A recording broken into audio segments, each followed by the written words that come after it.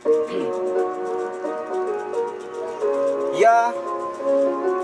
this is Dwinsky. Ito nga pala yung kalikasan.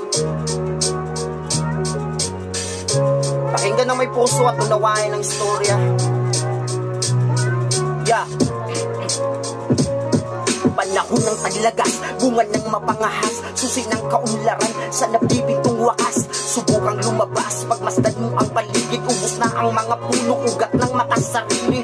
Tinangay ng alon ng pag-asang makaahon, ating likas na yaman ay pinilit nilalason. Nagkalat sa may ilog, itinapon na basura, halaman sa may ilog, sabog sa dinamita. Sa tubig nakasulat ang ating pagkakautang, ba't kailangan na bayaran pag nais na paliguan? Pagkat nakikinabang negosyanteng madudupang, imbis ipamahagi kanilang pinanghawakan. Hugas kamay sumalok sa yaman ng bayan, galit sa kapangyarihan, pili tayong ginagapang, dayuhang mapanlamang, nais tayong madaungan, mapasukan, maganda sa hinaharap na laban.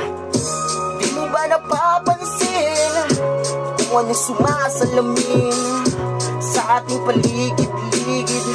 Ang tensyon umiinit, parang may nagbabanta, saan ka pupunta?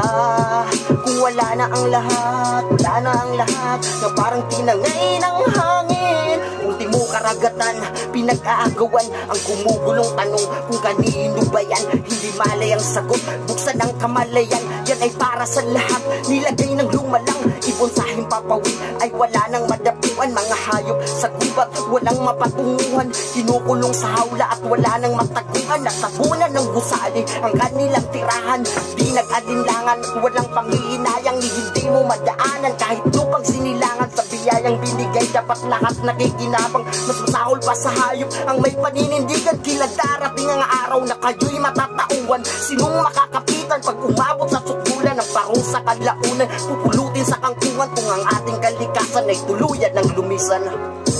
Di mo ba napapansin kung anong sumasalamin sa ating paligid-ligid?